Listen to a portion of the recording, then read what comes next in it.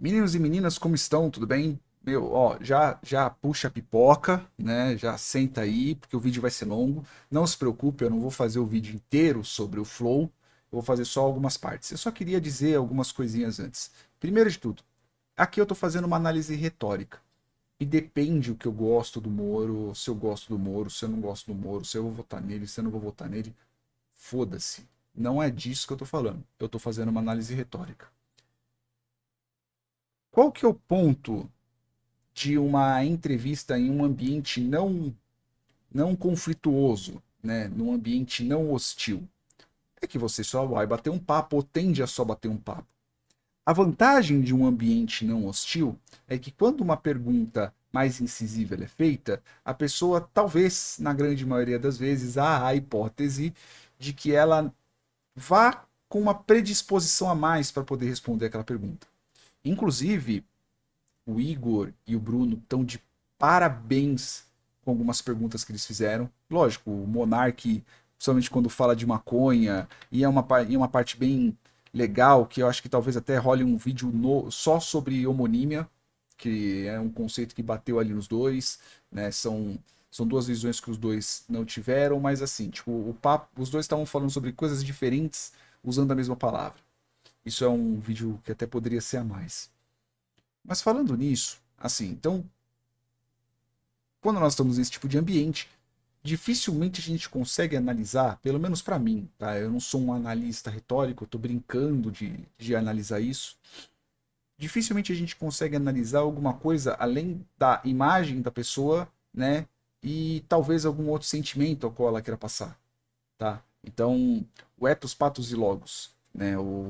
Esse trio maravilhoso que eu vou viver falando porque eu tô lendo sobre isso e é isso aí que eu vou fazer, tá? Então, para quem não sabe, o ethos é a imagem que o orador passa para as pessoas, o logos é quais são as palavras, né, as provas, seja lá o que for, para transformar aquilo em algo plausível, né? A gente não está falando exatamente sobre a verdade, porque a verdade dificilmente vai ocorrer em um ambiente ao qual todo mundo saiba de todas as informações do mundo, ninguém é onisciente onde está acontecendo isso. Então, a não ser que tenha alguém que conteste aquelas informações, serão aquelas informações as informações verdadeiras, né? E quando nós estamos falando sobre o patos, é o sentimento que essas pessoas passam para os outros. Né? Então, uma coisa eu falar, olha ali o carro vai bater, ou eu, eita porra, olha o carro vai bater. Entendeu? São emoções diferentes que eu estou tentando passar. É lógico que isso pode ser só uma força de expressão, mas imagine que eu esteja realmente querendo falar isso. Eu falar, cuidado, você pode ser atropelado, ou você falar assim, ó, você tá vendo aquela pessoa ali, ó, que tá andando de cadeira de rodas? Uma vez essa pessoa tentou atravessar a rua sem andar, se olhar para os dois lados, olha só o que aconteceu com ela. Né? É a mesma, praticamente a mesma coisa que você está passando, só que o sentimento e as palavras que você está passando para a pessoa são de formas diferentes. Tá? Então, como eu disse, agradeço muito ao Flow, agradeço no sentido que, meu, tipo, eles fizeram perguntas excelentes. E voltando na questão do meu vídeo, como eu estou tratando sobre um quesito mais retórico, simplesmente só ficar escutando alguém falando de si mesmo não é legal. O máximo que você só vê é como que a pessoa se porta perante isso. Né? Mas num clima tão amistoso, é, é algo sem graça, pelo menos para mim. Então, as coisas que eu vou analisar, algumas das coisas que eu vou analisar, são a parte conflituosa, algumas. Né? Eu acho que o finalzinho, o cara que falou, o cirista lá falou, eu acho que foi um negócio bem besta, tá? Eu achei algo bem desnecessário. Não agregou em bosta nenhuma, nem a mim, nem a quem está assistindo. Né? Tem um monte de anotação aqui, mas eu vou falar só de alguns pontos, tá? Não precisa se preocupar, não. Então, então é isso. Assim, se você é um humorista, um lavajatista e etc e tal, e não concordar com o que eu digo, os comentários estão aqui embaixo. Você pode muito bem discordar de mim ou não. Eu só agradeceria muito que você fosse uma pessoa educada, né? E apontasse ponto a ponto no que eu errei. Mas não se esqueçam, eu estou fazendo uma análise retórica do que ele disse. E vou partir do pressuposto que tudo que ele está falando seja verdade. Então, se ele falar que um mais um é igual a 3, é algo muito absurdo, ao qual a gente pode simplesmente falar, não, beleza, não, não é. Mas a partir do momento que ele estiver falando sobre os embrólios políticos e sobre o Lula e o Caramba 4, eu vou fugir disso. Eu só vou estar falando em cima das palavras as quais ele disse. E eu vou estar focando nas partes conflituosas, porque as partes conflituosas são as que vê como que a pessoa se porta. Principalmente agora, porque ele é um agente político, ele é um político. Então a retórica política ela é legal de se ver, né? E os comentários sobre o Moro em si, eu vou fazer no final, tá? Eu não vi nenhum outro vídeo falando sobre o Moro no Flow. Dessa vez eu me poupei disso para eu ter minha própria opinião sobre o que eu fiz, tá? Então, se bater com alguém é porque realmente foi algo não premeditado, tá? Mas vamos lá para alguns pontos, né? Eu vou começar aqui no 1812, né? Quando o Igor não, o Monark, ele começa a falar sobre a Lava Jato, né? A questão do Moro voltar talvez para lá e, e trazer tipo um novelo de lã, então começar a desenrolar um monte de outros processos e afins, tá bom? Deixa eu só anotar aqui que isso eu vou falar no minuto 6:20. E é para eu não ficar vendo o vídeo de novo, tá? Então, vambora. Jato do mundo político. O problema, na minha visão, com a Lava Jato, e por que eles estão querendo acabar com ela de toda forma, é que você começou a puxar um fio na Lava Jato que ele nunca mais vai terminar. Você vai puxar e só vai terminar quando todo mundo que tiver no poder tiver envolvido de alguma forma nesse fio. Porque eu acho que o sistema tá corrompido de um jeito que é poucos que se salvam, entendeu? E aí, se você tem um sistema totalmente controlado por gente corrupta, e aí você tem um sistema que, se puxar o fio, ele vai acabar com todo mundo, você tem um cenário perfeito pra eles se unirem contra você. Fazer um grande pacto nacional. Contra... Foi o que aconteceu, né? Você Ô, caraca, esqueci de colocar a tela. Pronto, vamos lá. tem o Centrão hoje, que é aquele grupo de políticos fisiológicos. Você tem o PT. E você tem, né, infelizmente, isso, muita gente ligada ali ao presidente Bolsonaro fazendo isso também. Ou seja, tem um pacto para evitar que volte o combate à corrupção. E você quer mandar um recado, quer dizer para aquele procurador lá, olha, se você for me investigar, você vai sofrer as consequências. Agora, eu sempre digo o seguinte, eu não tenho medo de cara feia, não.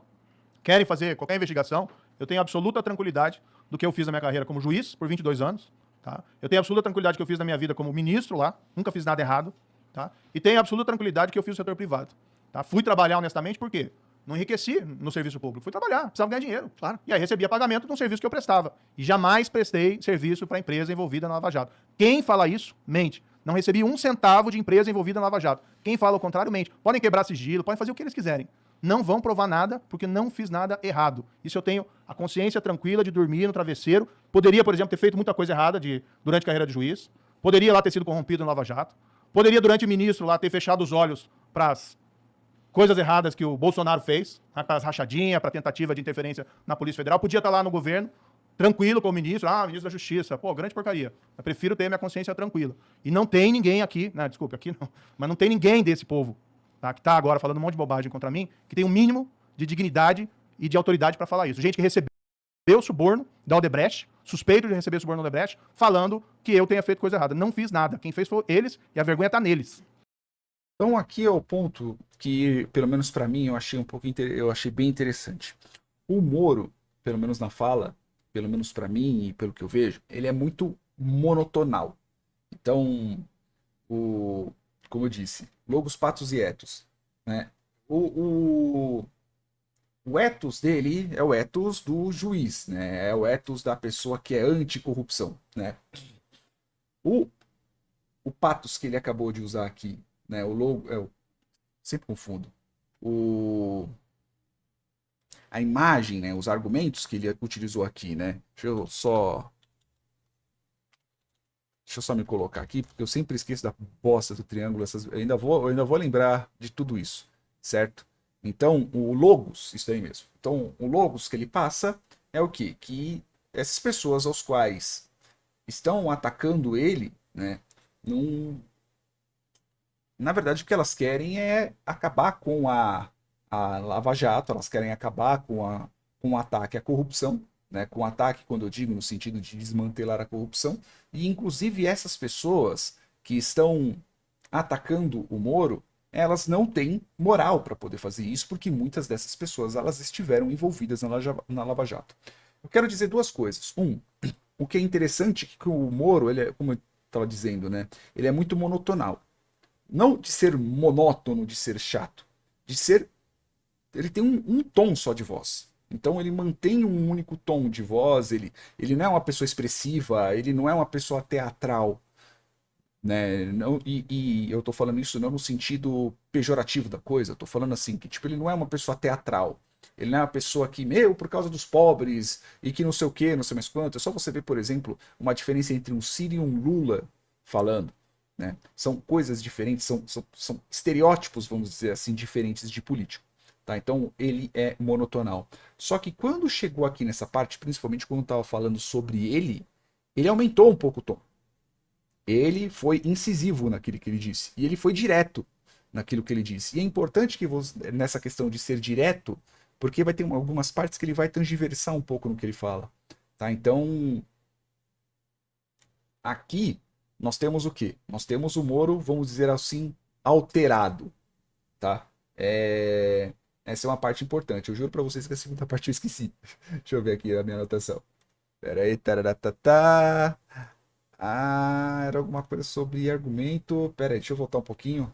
O que ele fala? De dignidade e de autoridade para falar. Lembrei. Então, você tem uma coisa que é o argumento ad hominem, né? Que o ad hominem é o seguinte: você ataca o argumentador e não a argumentação em si.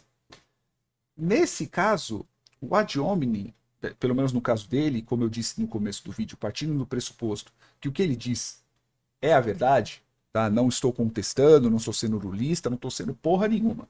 Eu estou falando assim, imagina uma pessoa que está assistindo isso aqui e nunca viu Lava Jato nem nada. A pessoa está vendo para ver o Moro, tá? Então, quando você está tratando de um ad hominem, nem sempre o ad hominem ele é um argumento falacioso, né? Então, por exemplo, o exemplo de uma falácia. Seja você que fuma, chega uma pessoa, imagine eu fumante. Eu chego pra uma pessoa e falo, fumar faz mal. A pessoa chega para mim e fala, tá, mas quem é você para falar de mim, sendo que você também fuma? Ela acabou de cometer um ad hominem, porque tipo, ela não tá atacando o fato do tabagismo ser ruim, pelo fato de eu fumar, não necessariamente não quer dizer que o tabagismo seja algo bom. Então, pode ser que na cabeça dessa pessoa não tenha alguma moral, ou não tenha a credibilidade, né? Essa pessoa não tenha o ethos para poder falar sobre você, ela não passa uma certa credibilidade, porque afinal de contas ela também está fumando. Mas isso não quer dizer que o argumento ao qual essa pessoa fez seja um argumento falso. Tabagismo faz mal, todo mundo sabe disso. O ponto é, a pessoa vai atacar o argumentador, ela não vai atacar o argumento. Ela vai desmerecer o argumento, vai desmerecer aquilo que a pessoa está falando em cima da imagem do que aquela pessoa tem. De acordo com o Moro, essas pessoas aos quais estão atacando ele, junto com os outros argumentos aos quais ele falou, são pessoas aos quais são corruptas. Então, pela imagem do Moro, de ser uma pessoa contra a corrupção, independente das suas paixões que você tenha com o Moro, essa é a imagem que ele passa, tá? Essas outras pessoas, elas são as corruptas. Elas seriam as prejudicadas caso o Moro fosse reeleito. Caso o Moro fosse eleito, neste caso, né? Então, essas pessoas não têm, vamos considerar assim, a moral para poder falar dele ou para poder falar alguma coisa sobre ele, né? Então, neste caso, né, um ad hominem, você atacar realmente a pessoa, não necessariamente quer dizer que é uma falácia. Se ele simplesmente só catasse e falasse, não, eles não podem porque eles são tão corruptos quanto, dependendo do que a gente estiver falando, pode ser que fosse uma falácia ou não, tá? Mas neste caso aqui, pelo menos na minha avaliação, não é uma falácia, tá? Ele não está fugindo do argumento, ele simplesmente só colocou uma coisa a mais, tá? Então, nesse ponto aqui, nós vemos duas coisas. O Moro não monotonal, então o Moro ele tem uma elevação de tom, né? Em cima disso, ele tem uma elevação de tom e eu não sei exatamente qual foi, se ele quis necessariamente passar um sentimento que ele demonstra ter, né, a imagem que ele demonstra ter é uma imagem de, no mínimo, desconforto, no mínimo de uma, como eu posso dizer assim, inconformidade, ele está inconformado, no mínimo, né? Mas assim, eu não vejo ele necessariamente tentando passar algum sentimento para as pessoas que estão à volta dele, né? Existem outras partes no vídeo ao qual ele passa, ou tenta passar, pelo menos, né, principalmente quando ele fala do Lula, mas pelo menos essa parte aqui eu acho uma parte que é bem interessante, isso. Gente que recebeu suborno da Odebrecht, suspeito de receber suborno da Odebrecht, falando que eu tenha feito coisa errada. Não fiz nada. Quem fez foi eles e a vergonha tá neles. Tá. Entendi. Esse lance da Lava Jato aí, ela é interessante, na minha opinião. Tem um outro ponto, agora também que eu achei legal, né? E foi no minuto 43, inclusive deixa eu anotar aqui para poder falar, 15 e 16. Pronto. Tem a parte aqui que o Monark, né, ele toca no assunto do quê? Na parte das mensagens vazadas, né? Não sei se vocês já ouviram falar da tal Vaza Jato, que é a conversa dele com o Deltan e uma porrada de gente da Lava Jato em si, né? Tem uma parte aqui exatamente uns 43 minutos, né? Ele fala um pouco aqui sobre o escândalo do Banestado, caramba 4, mas vamos lá, né? 43 e 34, eu anotei que é 43 que começou, pronto. Bora. Mesmo, que rola e que eu acho que é a mais... Tá. efetiva, vamos dizer assim, são as questões Só uma coisinha. Peraí. da Lava Jato, né? É, Das que- mensagens e tal. Ah, das mensagens. Sim, eu acho que é o que mais eles usam hoje em dia. E eu acho isso, e é uma das partes que eu bato palma, tanto pro Monark quanto pro Igor, é que fazem esse tipo de pergunta, né? Não foi simplesmente só uma chupação de ovo. Eu achei excelente a pergunta, de verdade mesmo. Vejo, entendeu? Tipo, eles falam que, e eles ainda tentam usar isso pra inocentar o Lula de alguma forma, tá ligado? Tipo, você viu que inocentaram o Lula? Não inocentaram o Lula, não foi isso que aconteceu, né? Eles só tiveram que Anularam. recomeçar a investigação E e o aí... Deltan falou que tem muita coisa ali que só não dá pra pegar de novo pra começar o processo, até por várias razões. Tipo, o processo se recomeçar agora, até ele se resolver, muita coisa já se perdeu e tudo mais, né? Mas assim, em relação à Lava Jato, teve muitas críticas também em relação a como ela se desdobrou. Por exemplo, o lance das não sei o que coercitivas, o lance prisões da... coercitivas. Não, é da condução É a condução, coercitiva. verdade, desculpa. O lance de uns vazamentos, assim, não é nem vazamento, mas de Teve o vazamento de áudios, né? remover o sigilo de determinadas coisas, como da ligação da Dilma lá pro Lula e tudo mais. Essas críticas aí que são feitas, aí trazem a mim a seguinte pergunta. Dava pra fazer isso de um jeito que a gente conseguisse eliminar todas essas críticas? Por exemplo, existia um jeito menos... que armasse menos os inimigos Igor, políticos? não dava, porque na verdade Então essa é uma boa pergunta. Para quem não lembra, né, o Lula estava prestes a ser preso e teve um áudio, vamos dizer assim, vazado, né, entre aspas, que é a ligação do Lula com a Dilma, né, e a Dilma iria transformar o Lula, pelo menos é o que parece na conversa, né, em ministro, que assim ele ganharia foro privilegiado e a Lava Jato estaria fora do alcance dele, né, ele estaria fora do alcance da Lava Jato. Então, esse é realmente algo importante e é algo bem interessante, principalmente na pergunta do Igor, porque é assim, dependendo de como que você age ou dependendo de como que você fala, você realmente dá munição para aquelas pessoas as quais são contra você.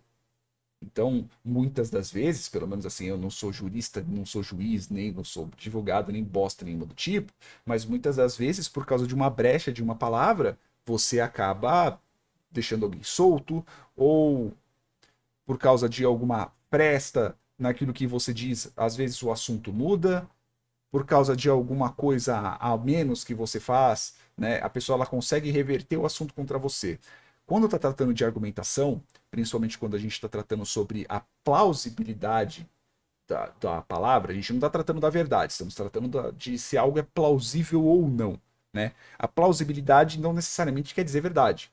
Então, o que quer dizer isso? O que eu quero dizer com isso? Então, por exemplo, digamos que a pessoa, principalmente num argumento, num raciocínio mais indutivo, né, da coisa, então há, por exemplo, a plausibilidade de um fulano de tal ter matado alguém graças a determinadas provas. Então as provas irão levar até o acusado ou algo do tipo.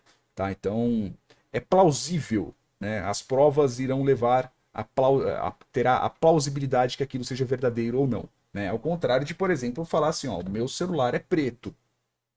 A não ser que alguém comece a, sei lá, tipo, simplesmente só falar sobre a variação da cor preta, né? A grosso modo é preto. E acabou. Né? Então existem coisas que elas são factíveis e elas são verdadeiras. 1 mais 1 é igual a 2. E eu não preciso ler o princípio da matemática para vocês para poder provar. Isso é um conhecimento comum. né? Mas quando a gente está falando sobre plausibilidade, né? Então a gente está tratando sobre provas e estamos tratando sobre argumentos indutivos. E dependendo de como que você trata seu argumento indutivo, ele sempre vai ser ancorado, e eu falo isso em todos os vídeos, o argumento indutivo, o raciocínio indutivo, principalmente se a gente está falando, por exemplo, de lógica de predicados ou qualquer coisa do tipo, se bem que lógica de predicados é uma fórmula mais formal da coisa, mas enfim, ela sempre vai ser, o seu argumento ele é sempre ancorado no seu argumento mais fraco. Então, eu acho, talvez, é possível, sempre vai ter um meio da pessoa olhar para você e falar, tá, mas você acha, isso não quer dizer que realmente tenha acontecido, né? Uma coisa é você afirmar, se você falar, não, foi isso que aconteceu, né? Então o máximo que pode acontecer é ser falso, mas quando você diminui a força, aí você começa a transformar aquilo em menos plausível. É lógico que isso tem um U, né? Como eu já disse em outros vídeos. Eu tenho certeza, eu tenho quase certeza, eu acho, não tenho certeza, eu acredito que não ocorreu. E não ocorreu. Então você tem tipo um U, né? De plausibilidade, vamos dizer assim, né? Ou se você colocar assim, vamos colocar um U mesmo, né? Que a parte de cima é a afirmação da coisa. Uma você está negando, outra você está afirmando, e o meio termo é a plausibilidade da coisa. Então assim, voltando para cá. Quando a gente está falando sobre uma determinada argumentação, principalmente numa coisa jurídica, que é uma coisa que a palavra é muito importante, quanto mais correto, no sentido de você se resguardar de algum determinado contra-ataque for, melhor para você. Isso daí do Moro aconteceu e foi muito usado, e é muito usado ainda na narrativa das coisas, principalmente na narrativa política. Narrativa eu vou explicar em um outro vídeo, tá? Mas saibam que narrativa não é uma coisa que se baseia na verdade, tá? Narrativa é o fato, como que eu posso dizer? Como que eu posso colocar uma definição bem pequena? Narrativa nada mais é do que o fato conveniente, né? Então, é a informação conveniente, não posso nem dizer fato. É o dado conveniente.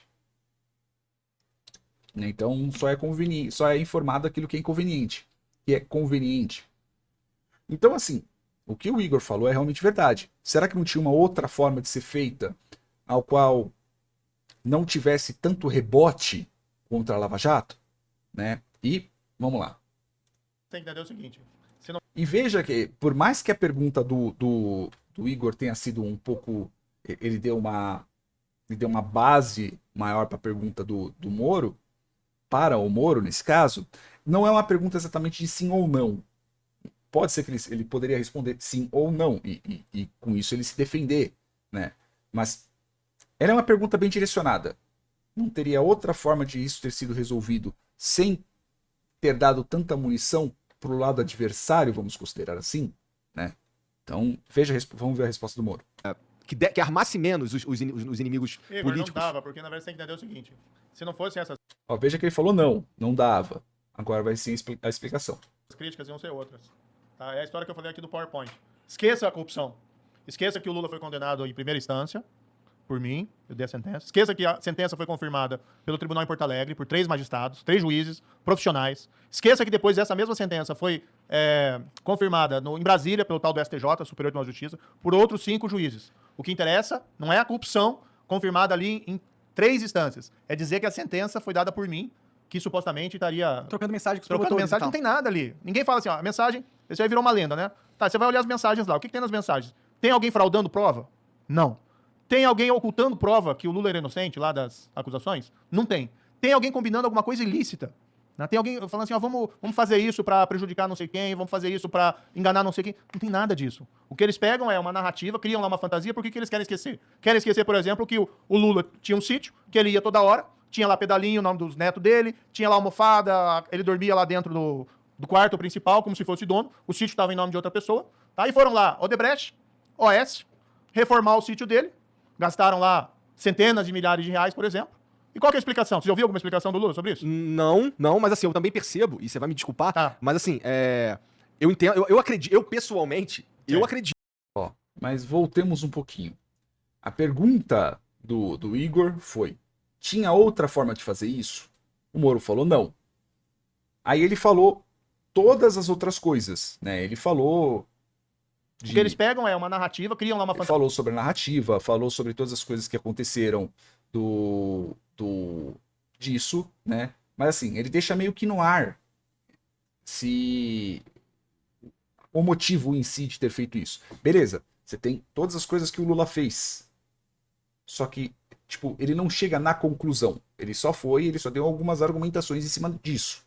Né? Tanto que a gente pode ver. Por que eles querem esquecer? Querem esquecer, por exemplo, que o Lula tinha um sítio, que ele ia toda hora, tinha lá pedalinho, o nome dos netos dele, tinha lá almofada, ele dormia lá dentro do quarto principal, como se fosse dono, o sítio estava em nome de outra pessoa. Aí foram lá, Odebrecht, OS, reformar o sítio dele, gastaram lá centenas de milhares de reais, por exemplo. E qual que é a explicação? Você já ouviu alguma explicação do Lula sobre isso? Não. E aí o que acontece? Ele simplesmente dá o rebote e ele volta pro Igor, né? Não tô falando aqui que isso daqui foi na maldade, não tô dizendo nada disso. O que eu tô falando é, a pergunta foi, beleza, não tinha outra forma? Ele não. Por quê? Só que ele meio que tangiversou nisso. Ao meu ver, ele deu uma tangiversada. Eu entendo, né, o contexto do que ele andou falando, né, mas ele não foi direto na resposta. Então, o que seria uma resposta direta para mim, pelo menos, o que seria uma resposta direta para mim? Não porque ele estava realmente envolvido em corrupção, e eu vou te falar por quê. Isso, né? Então, assim, não foi uma resposta exatamente direta. Ele explicou algumas coisas, ele explicou alguns motivos, né? Mas, né, meio que segurou um pouco do que ele ia falar, talvez, no mínimo. Não, mas assim, eu também percebo, e você vai me desculpar, Tá. mas assim, eu entendo, eu acredito, eu pessoalmente, Sim. eu acredito que o Lula tá enrolado com o triplex, eu acredito que ele tá enrolado com o sítio, mas não tem o batom. Essa é a pergunta mais legal essa é uma das perguntas mais legais que tiveram aqui. Com o triplex, eu acredito que ele tá enrolado com o sítio. E veja que aqui, como eu disse, eu acredito que ele está usando a plausibilidade, né? Ele não está inferindo. O Lula fez isso, o Lula fez aquilo, né? Ele não está inferindo, ele está falando eu acredito. Então, estamos no plausível ainda, estamos no ramo do plausível, não na parte do falseável, tá? Mas não tem o batom na cueca, como diria o Boechat, ou tem? Tipo, Olha, como é que a gente liga ele de forma irrefutável? Ó, a pergunta foi bem específica. Como é que nós ligamos o Lula de forma irrefutável ao problema da Lava Jato e etc. Deixa eu só anotar aqui, porque eu coloco depois. 27 minutos, tá? 27. Pelo menos eu vou ter mais ou menos uma ideia onde que ver. Tá? Então, assim, veja que na outra, ele explicou de uma forma. O Moro, ele explicou de uma forma indireta do porquê que vazou. Aqui é uma outra pergunta, ele tá perguntando assim, beleza. Tá, você fez o vazamento porque motivos. Só que assim, tem alguma prova cabal que liga o Lula à corrupção? Vamos até ouvir de novo, né? Vamos até Não dá, ouvir de né? A novo. gente imagina. Ou tem Ó. com o sítio. Eu acredito que o Lula tá enrolado com o triplex, eu acredito que ele tá enrolado com o sítio, mas não tem o batom na cueca, como diria o Boechat, ou tem? Tipo, Olha, como é que a gente liga ele Falecido Boechat. de forma irrefutável? Não dá, né? A gente imagina. Ô, Igor, vamos colocar o seguinte, o que é Ó, e aí, quando a gente tá entrando nisso, como é que é uma prova irrefutável, né? É o tal fator batom na cueca.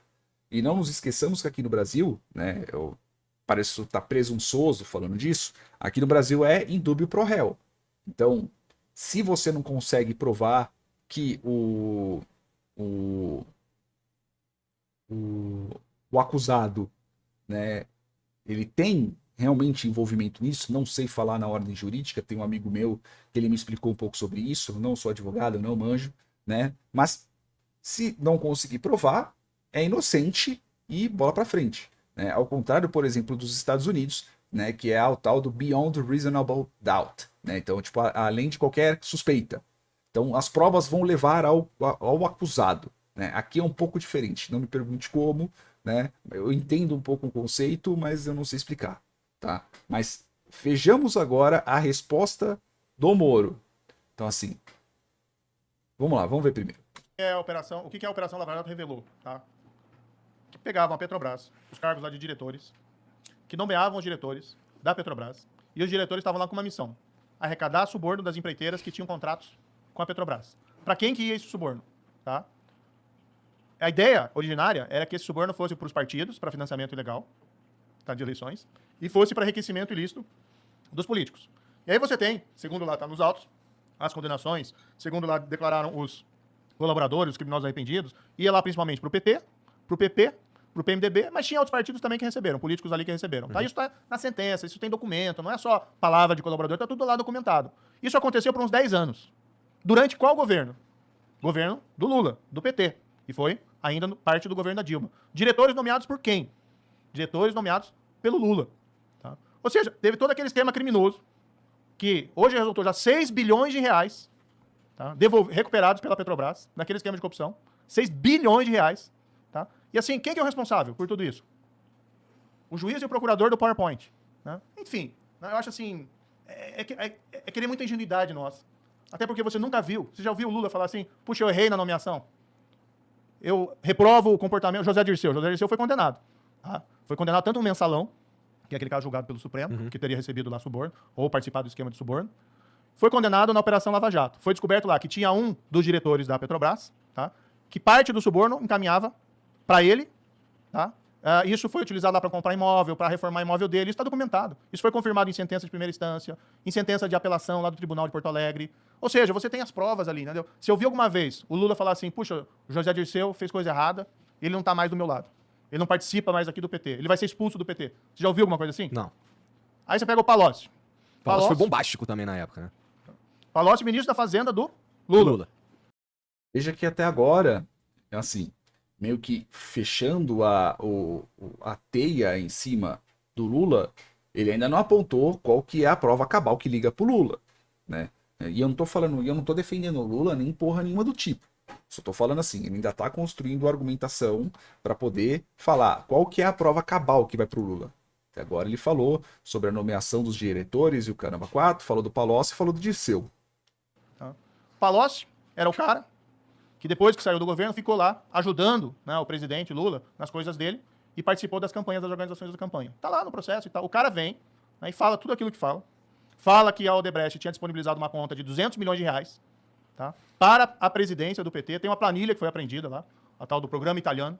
Tá? Fala tudo aquilo, é condenado, tá provado, tal. Assim, todo mundo no entorno envolvido em corrupção. Você ouviu alguma vez o Lula falar alguma coisa de alguma dessas pessoas? Nunca. Assim, se o teu argumento é que é muito difícil que o Lula... Esse é o argumento. Muito difícil que o Lula não soubesse, né, dado que todo mundo fez merda em volta dele. Né? Esse é o argumento do Moro.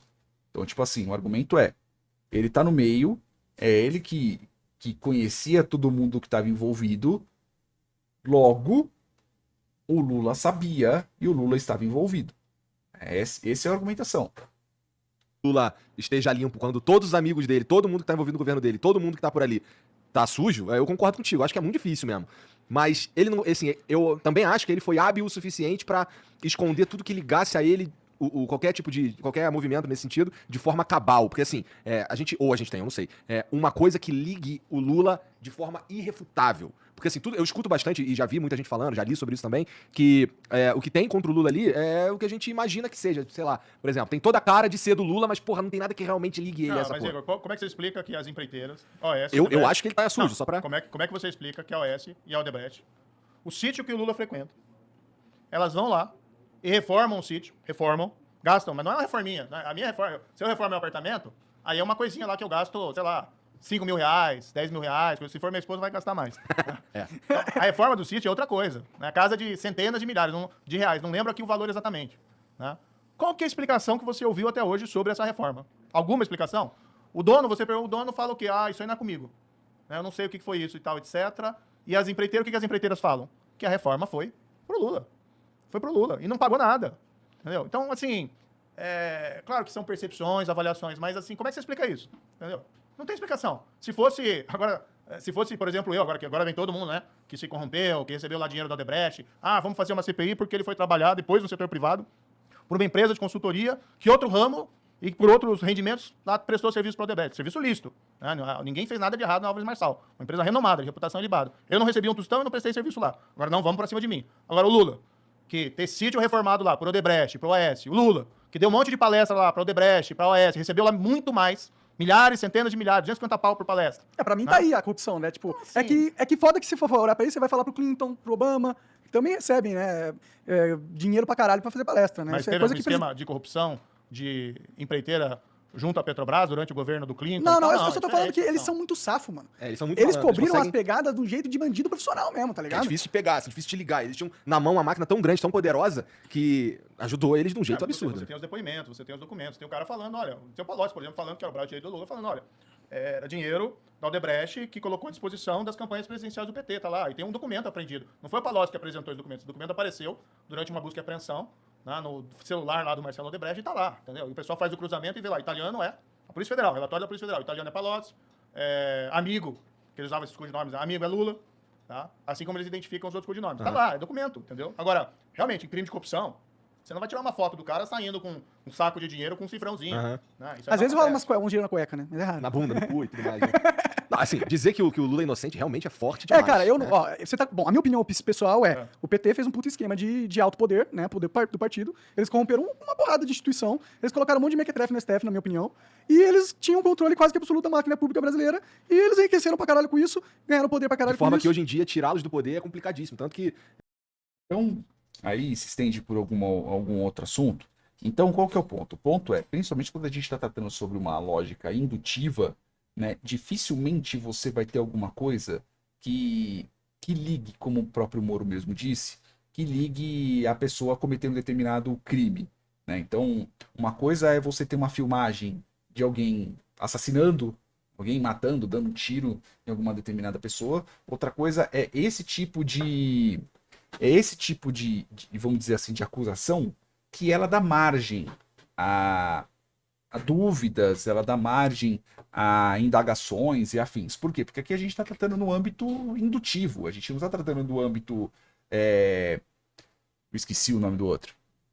A gente está tratando não numa lógica formal, a gente está tratando numa lógica indutiva. Né? Então, na lógica indutiva, qual que é o ponto? O ponto é, a gente tem A, a gente tem B, a gente tem C, a gente tem D, a gente tem E, F, parará, parará, parará, logo, a gente sabe que fulano de tal, a grande probabilidade de fulano de tal ser ou estar no meio das coisas. Né? Então, isso que é bem importante a gente dar uma olhada. Né? E essa é a diferença, por exemplo, de uma lógica formal, que é aquela que a gente sabe que a verdadeiro e falso é igual a falso, de uma lógica informal. De uma lógica informal, ela é como? Ela sempre vai ser baseada e ancorada em cima das premissas mais fracas. Sempre. Sempre o argumento mais forte será sempre o mais fraco. Então, assim, se o Moro está dizendo que todas essas pessoas que estavam à volta, né, à volta do Lula, não tem como o Lula não ficar sabendo, né, então essa é a indução da coisa. Ok? Não sei os autos, não li os autos, não li porcaria nenhuma do tipo, né, então eu não sei dizer a parte jurídica da coisa. Eu só queria destacar o quê? Que essa é a parte indutiva dele, tá? Então ele está induzindo no sentido de conclusão, não induzindo no sentido de induzir alguém, forçar alguém, né? Que graças ao fato de todas as pessoas estarem à volta e as provas, etc., ligaram ao Lula e é por isso que o Lula foi, né, chamado para o Chilindró.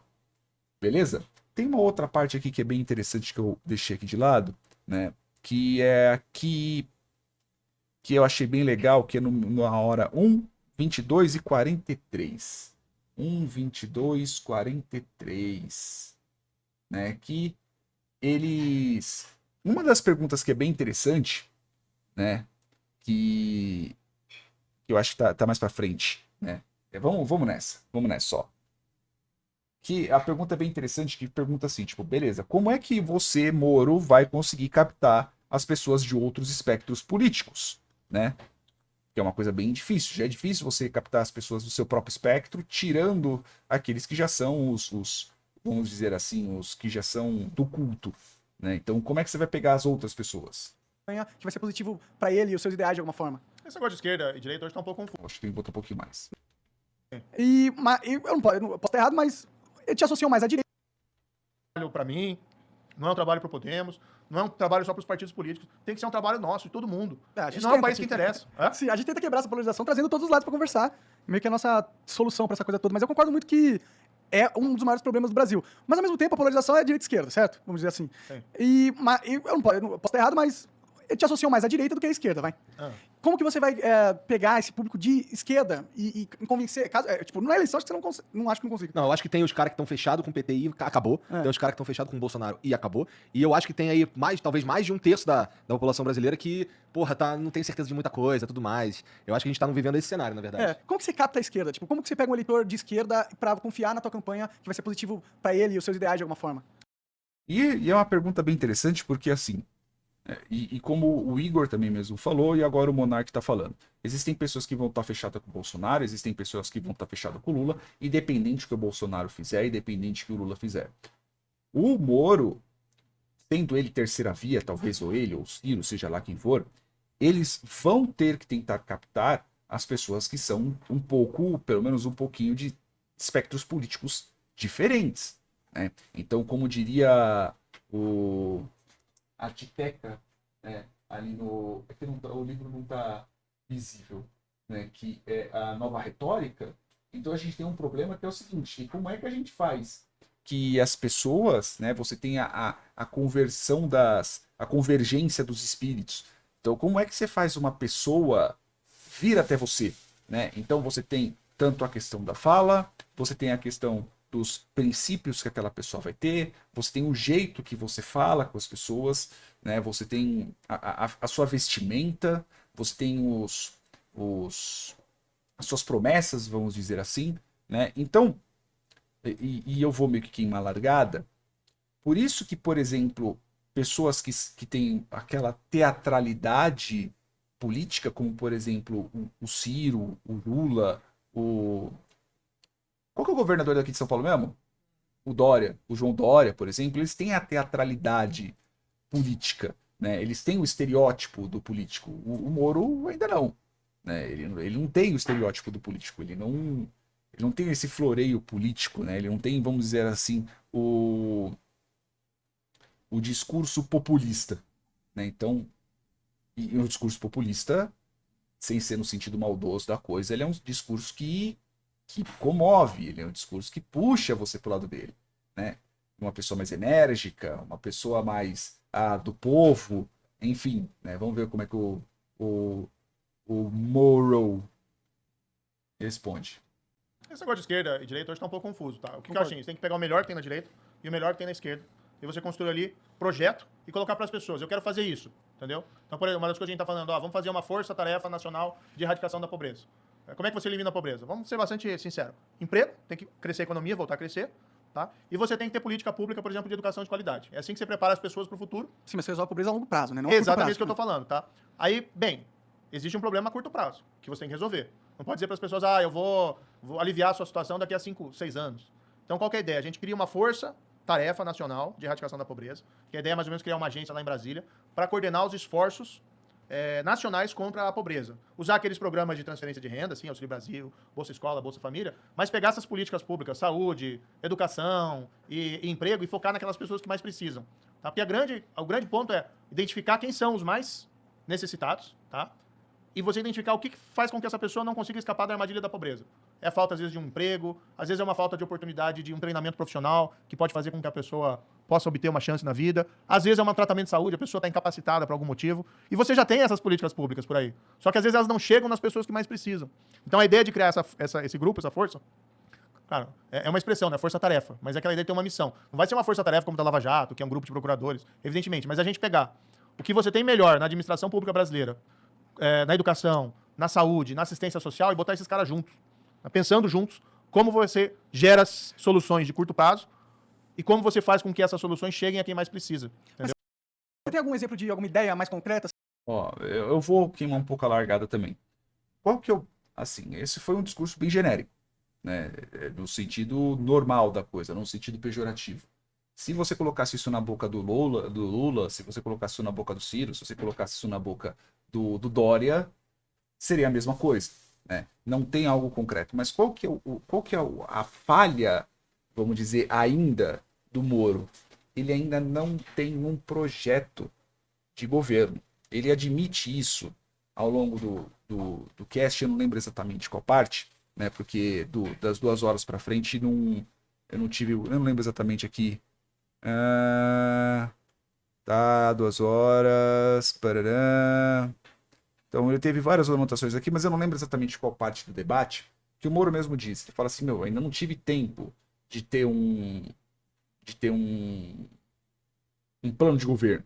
Né? Eu tenho poucas ideias, eu tenho algumas ideias, só que elas ainda não estão implementadas. Então, quando você tem uma pergunta direta dessa, né, que bem ou mal ela é uma pergunta direta, talvez ele pudesse encurtar ou diminuir um pouco o escopo da conversa, né, mas ainda assim é uma pergunta direta, veja que ele tangiversa. Ele vou fazer uma força-tarefa, alguma coisa do tipo, tá, mas tipo, pelo menos para eu vou ser um pouco pessoal nessa coisa. Não passa muito uma algo concreto, entendeu? Ah, não vamos fazer A, B, C e D, né? Vamos fazer uma força-tarefa que vai fazer alguma coisa e etc e tal. Tipo, não tem alguma coisa mais, algo mais concreto, entendeu? Na fala. Assim, que você gosta, que você viu algum Essa exemplo. ideia é bem concreta. Não é concreta, a sua ideia é criar um grupo pra gente chegar na solução. Não, na verdade, assim, é o grupo para você pegar essas políticas que já existem, tá? E você levar para aquelas pessoas que mais precisam. O que acontece? É expandir o que já tem. A sua Expandir ideia. não, você fazer com que essas políticas que já existam cheguem àqueles que mais precisam. Você focar. Espécie de expansão das políticas. É mais focalização, vamos dizer, porque as políticas já existem. O que acontece, assim, muitas vezes a pobreza gera aquilo que a gente chama da invisibilidade. O cara Fica fora do, tá da fora do sociedade. sistema. Ele não Sim. consegue, ele não tem RG, Não tem nada, ele não tem documento, não tem CPF, nada. Não tem ninguém energia. sabe onde ele tá. Agora, se você for lá na comunidade, né, se você for nas comunidades pobres, todo mundo sabe quem que é o cara que mais está necessitado. E às vezes você tem o governo, não consegue chegar lá. E aí ele entra um pouco mais na questão. Ele vai dando alguns exemplos sobre como que pode fazer isso. Né? Então, o ponto isso é uma falha no quesito retórico da coisa, né? Pelo menos por enquanto, que ele ainda não tem uma base sólida do que ele vai fazer. Por mais que ele tenha ideias, por mais que ele já esteja argumentando com determinadas pessoas, ele não tem uma ideia sólida. E se a gente for pensar em retórica, no retórica, como por exemplo o próprio Aristóteles mesmo diz, ele diz em uma das partes que é assim, quando você for num debate, você tem que botar o seu argumentador para o seu adversário, vamos dizer assim, para baixo de cu de cachorro. Em qual sentido? Você tem que saber o que vão perguntar, você tem que saber qual que é a resposta, você tem que saber qual que é a tréplica e assim por diante. Você tem que saber como que vão te perguntar, como que vão te responder e como você consegue responder de volta e assim por diante. Então, por exemplo, eu vou dar um caso hipotético. Se ele fosse debater com o Ciro, por exemplo, e a gente sabe muito bem que o Ciro ele é uma pessoa enérgica naquilo que ele faz. Dependendo, ele poderia catar esse argumento e falar assim, meu, como é que você vai debater comigo sendo que você nem plano de governo tem? Tá, ele não tem muito tempo, ele começou agora, mas assim, ele não tem ainda algo, né? E o Ciro, meu, é macaco velho, já tá há milhões de anos na política, né? Sei lá, eu acho que ainda quando chegou a primeira caravela que o Ciro já tava, né? Assim como o Lula e etc. E tem que tomar muito cuidado com isso. Né? Isso, ao meu ver, é uma falha gravíssima ainda para o Moro. Eu acredito que ao longo do tempo isso vai ser arrumado, né? Porque afinal de contas ainda está bem no começo das eleições, ainda estamos na pré-candidatura, em breve vai ter mais coisas, mas assim, isso é uma falha argumentativa, principalmente se você vai num ambiente hostil. Por sorte, o Moro ele está num ambiente amistoso. Por mais que o Igor e o Bruno eles estejam fazendo perguntas incisivas, vamos dizer assim, diretas para o Moro, ele está num ambiente amistoso. Se ele tivesse num ambiente hostil, ele tava fudido. Isso é ponto, né? Então, por exemplo, tem um outro ponto aqui, que é a 1h31, né? 1h31, 1h31, que é logo um pouquinho depois aqui que ele já falaria, né? Que ele pergunta assim, tipo, beleza, na verdade eu pulei, né? Teve uma parte que perguntou se o Moro, se ele entraria na parte presidenciável, né? Deixa eu ver se é importante eu colocar isso, né? Tararatata. Me perdoem aqui. É que, meu, tem, tipo, muita anotação aqui, né? Então, fala sobre o governo, peraí, pro governo Bolsonaro, né?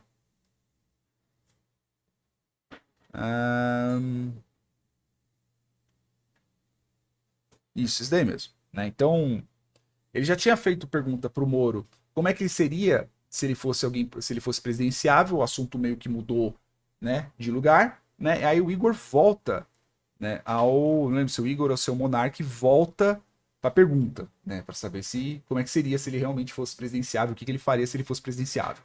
Vamos lá. E, porra, assim, tu falou tanto lá no começo lá que tu não ia virar. E assim, isso não traz pra você também uma falta de credibilidade? Ah, isso é uma pergunta bem interessante. Qual que é o ponto aqui da pergunta? O ponto é, o Moro falou que não ia se candidatar à presidência, nem nada do tipo. A pergunta. Tornar presidenciável, pra mim, isso daí. Ô, meu amigo, não tem como tu arrancar a pele. difícil. Dá pra pôr ar-condicionado na rua, né? Não dá. Como é que pede água O aqui? Thiago traz pra você. Thiago, obrigado aí. Mas, cara, a gente tava falando um pouco sobre a O questão... fato de você se tornar presidenciável, pra mim, isso daí é uma doideira, cara. Isso daí, assim, eu não gosto muito de político, sabe? Pra mim, todos são uns filha da puta. Sei. Boa sorte.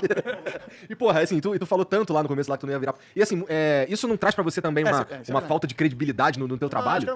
Quem é daqui de São Paulo, é que eu sou de Guarulhos, né? Mas quem é perto, município de São Paulo, etc e tal, lembra do Dória falando, eu nunca vou me candidatar, pode ficar tranquilo que eu vou ficar os 4 anos na prefeitura, que aconteceu, passou 2 anos, virou governador, e ó, acelera. Isso que ele fez.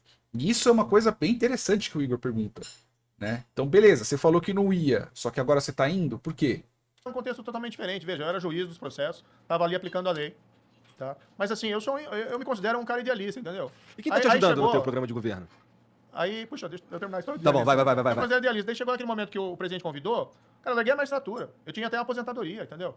Se eu ficasse na magistratura ali, mas eu pensei, pô, cara, você vai ficar preso também num trabalho aí, o resto da sua vida, e sabendo que o pessoal pode vir destruir o que você fez, e você tem uma chance de mudar isso e melhorar as coisas do país, eu fui. Eu até abri mão, né? Abri mão não tinha. Eu não tenho tem mais nem como, aposentadoria, não tem como. E agora também tava na área privada lá, pô, tava bem nos Estados Unidos, não tava mal não. Mas aí, cara, você vê o país afundar por conta de Bolsonaro e de Lula, quando você pode fazer alguma coisa. Poxa, é difícil você às vezes, entendeu? Não fazer o que você pode fazer, entendeu? Eu acho que tem até um sermão do Padre Vieira aqui, do Brasil, que fala, olha, você é pecado, o pecado da omissão é você não fazer o que você pode fazer, mais ou menos nessa linha, sabe? E o meu medo era ficar me remoendo com aquilo. Não sei. É uma decisão que foi difícil mesmo, sabe? Agora, a gente tem um grupo, né? Tem um grupo. Quem que é teu grupo? Então, eu me filiei ao... Então, o que acontece? Quando perguntou pra ele, e aí, por quê? Ele falou, primeiro, não conseguia, por causa que ele tava, né, fazendo ele ainda tava na Lava Jato.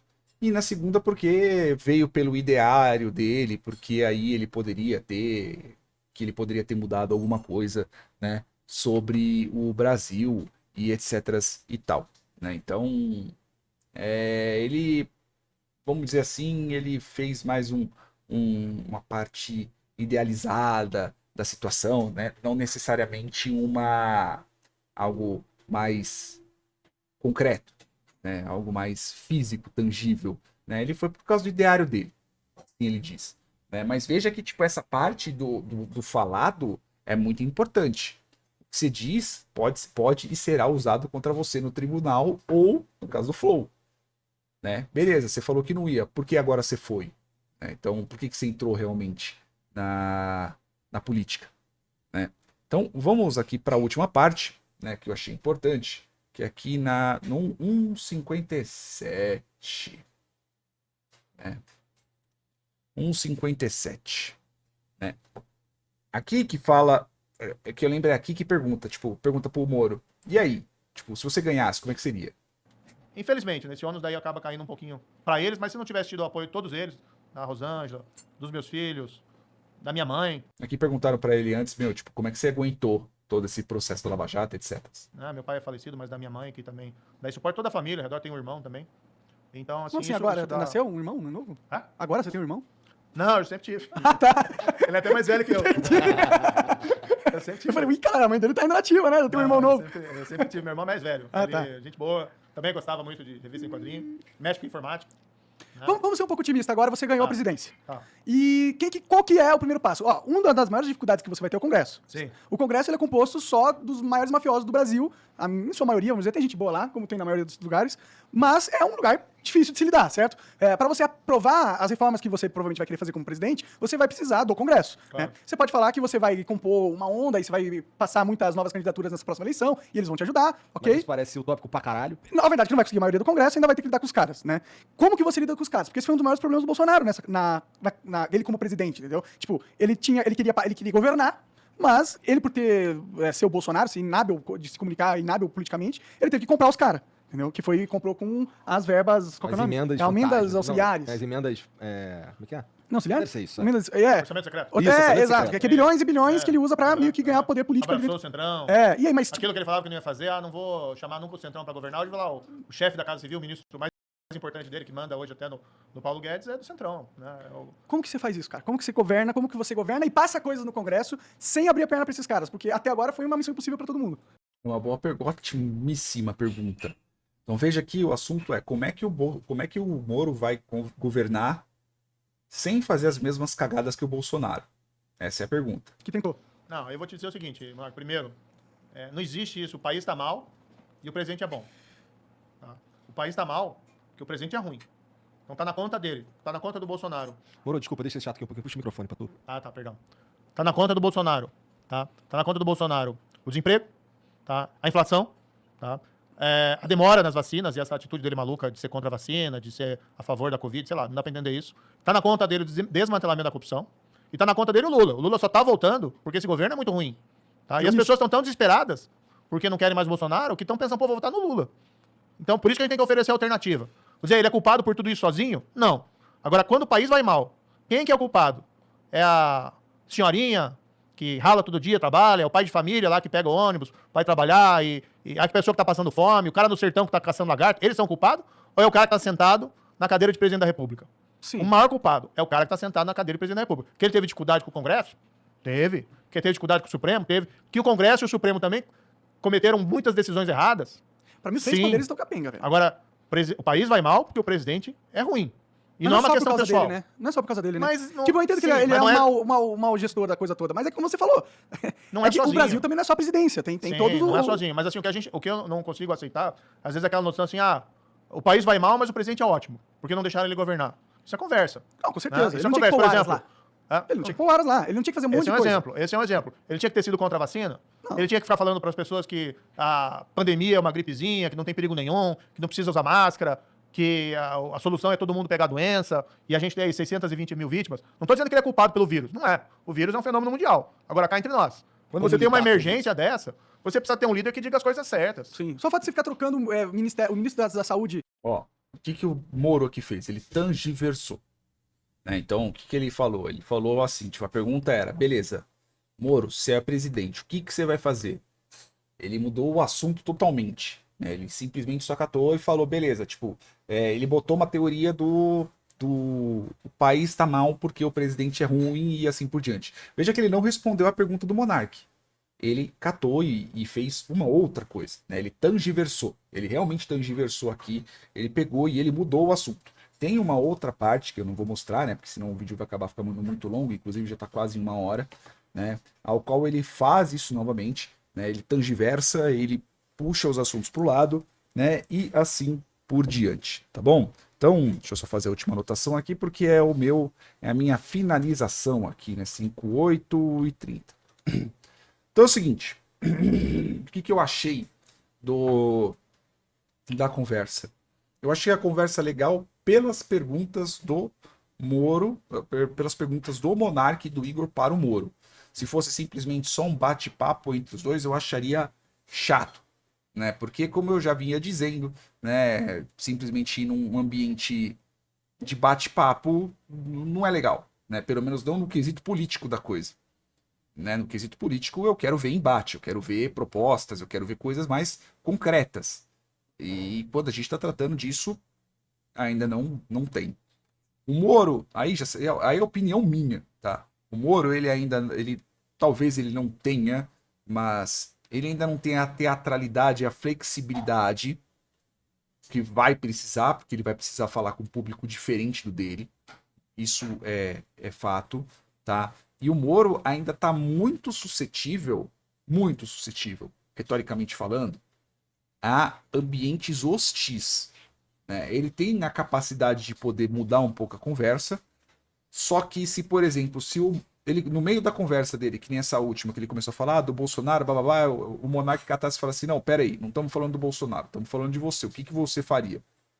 Ele tava na merda, porque em si ele admite, mais pra frente no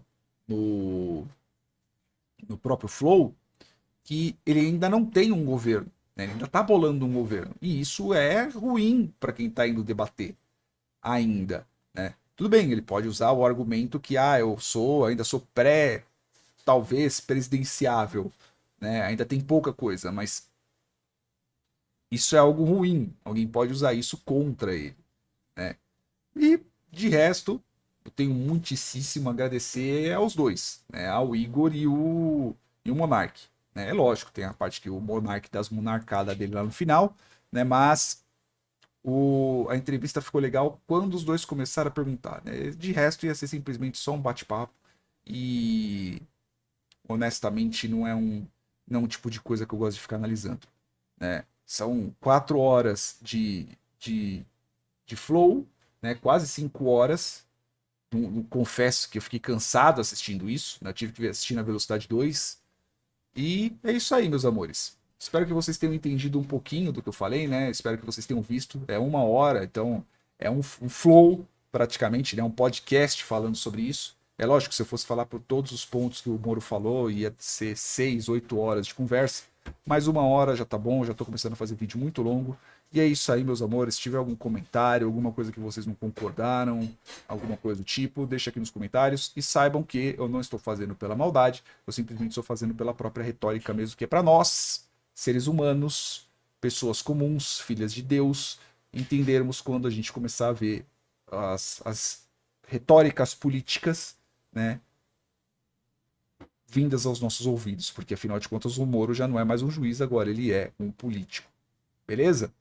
É isso aí, meus queridos e queridos. Beijos carinhosos na bunda. Desculpa pelo vídeo longo, mas é isso aí. Tchau, tchau.